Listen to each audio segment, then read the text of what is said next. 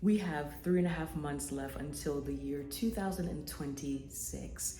How can you reset your mind, your life, your homeschool space, your friendships, your family time? How can you reset so that you can start the things or finish strong this year and not put everything off to that New Year's resolution day? How can you carve out more time to be intentional with your high school senior, with your middle schooler, go to the playground with your toddler? How can you set aside some time for your spouse, for your home? How can we do that? Why should we do that? That well-rested mind, the no-rush atmosphere, 15 pounds you still want to lose, reading more as a family, walking during this lovely season, decluttering your homeschool space or that seasonal cabinet. You have a project that's still in that corner, or there's a curriculum that you know you just need to stop using. There's this thing happening called the Great Lock-In Challenge or the Great Lock-In, and it apparently happens every year around this time in the last 4 months of the year.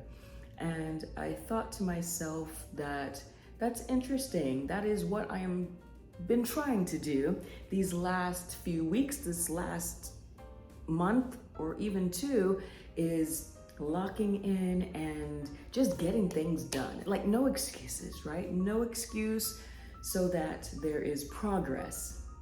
I'd like to pause for a moment with this word challenge, the lock-in challenge, because sometimes that word alone defeats us. We have all of the best intentions to move forward with whatever challenge it is that comes up in the year, the 75 hard challenge, the lock-in challenge, this, that, the other, and it defeats us before we even started. So I thought about it for a moment. I said that I want to be intentional about finishing this year strong. And so I wanted to share that with you instead of having a challenge, which is the trending word right now. At least that's what I found out when I heard about this lock-in challenge. Instead of that, how about us just being intentional with our long-term goals for the rest of this year, moving into the next year? And if we don't reach all of those goals, we pick ourselves up and we keep moving. In the past, I've just waited for the next year to come closer. So around the middle of December, and figure out, well, what am I going to do differently next year? Not necessarily New Year's resolution, because I never really uh, uh, grabbed to that idea, but more of, let me reset now that I have 2 weeks left in the year. I want to encourage you to finish the year strong with some of the things that I listed. Finish the year strong, whatever that might look like for you. Do what you need to do to finish the year strong. Let me share with you some ideas that some viewers have shared and see which one resonates with you. See which one you can relate to, or even if it's something that I said. Take a look.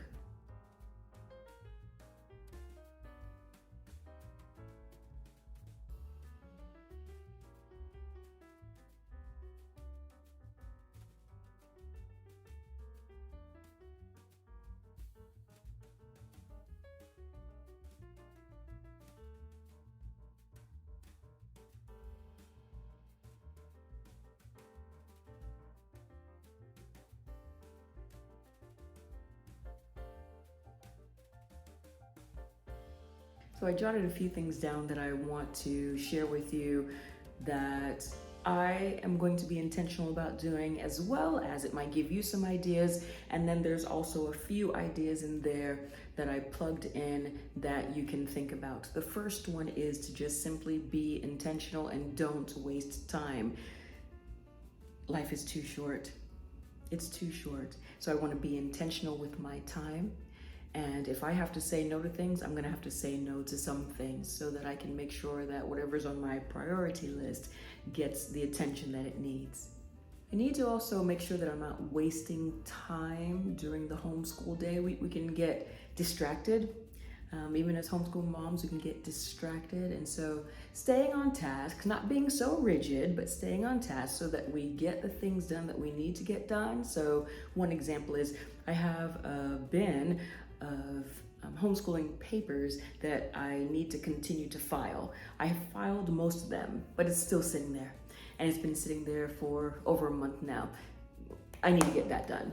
So just being intentional that when I am not helping one of my teens, I am getting that bin tidy and in order.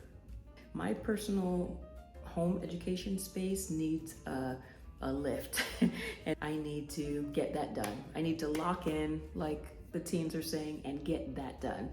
During this beautiful fall season, I want to make sure that I carve out time for each of my kids in things that they would like to do, and I want to make sure that we do that. So we have some things that we do that are tradition, and we're going to keep to that, but there are other fun things, fun activities out there that I want to see if they're interested in, and then we go and do them. And they've mentioned a few to me, and I want to make sure that I don't just put it on a bucket list, but I put it on my calendar. Yeah, I think that's what it is. I put it on my calendar and I set aside that time to say, yes, we're gonna do those things. Going along with that, I wanna say yes more. Yes, yes, yes, yes, to more of the family activities without being too stressed out. And a lot of that these days for us means just casually relaxing at home. And if we're going to do that, or no, we're going to do that, right?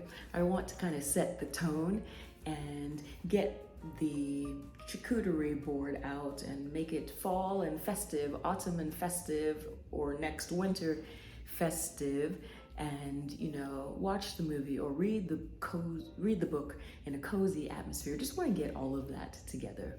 Disconnect more, journal more, and doodle more in its place. Disconnect, disconnect, disconnect. And if that means that I don't answer your text right away, then that means I don't answer your text right away. And as a family, I'd like for us to do that together as well. Disconnect, even from watching something, disconnect and connect more as a family. We do pretty good with that, we really do. But in this digital era, we could all use more of disconnecting. Learn a new skill, why not? I did a calligraphy class just the other day and I enjoyed learning it. I don't know if I'll continue it. I did enjoy learning it. It just might not be my cup of tea, although I was just really interested in doing it. But learn a new skill. I think that's what I'm driving at. Learn a new skill. Do something fresh and new, maybe out of your comfort zone. Invite some friends over for an autumn decorating contest of shirts or something, just something that is different. Meet some new friends when you're doing it, or not. Take some time for yourself and learn some sort of new skill and encourage your kids to do the same. This one I should have said first. Say no without any guilt. Say it with a smile, but saying no and knowing that you don't have to explain all the time, that your peace and your space and your family time is going to come first. And if you have to say no to all of the activities that come up, then simply say no. And lastly, just review your educational goals, your homeschool goals, your home educating goals, your reason why you are thinking of putting your child in this particular theater class or using that particular curriculum, or maybe you're thinking about putting your child back into the school system, and think about all of your reasons why it's going to be better for you as a family, and why it's going to be better for your child, and take that and do what's best for your family and move on. You will receive feedback probably on some of this. It's like, it doesn't matter what you do. Somebody has something to say about it, but if you know that it's going to work for your family, keep on moving forward. So this great lock-in of 2025, I encourage you to just be focused, be intentional, and get your list out, get your journal, and start writing down what it is that you want to lock in for the rest of these bird months, and do everything that you can to keep to it. I think it's very important to start from now, so that once you get to the new year, you are all ready to rock and roll, and you're not, you're setting yourself up for success. And I just feel that you'll keep it going instead of doing something in the new year, and the research has it that within 2 to 3 weeks, most people are done with that New Year's resolution. Now, this is not to say that people have not been extremely successful with their New Year's resolution. This is not to say that. This is just trying something different and ending the 2025 year with a strong note, and on a strong note, a solid note. And I just encourage you to encourage your friends to do this as well. Do it together as a team. I encourage you to hold other people accountable, or have someone hold you accountable and say, these are the 3 things that I want to get done and I want to commit to. Will you help me with that?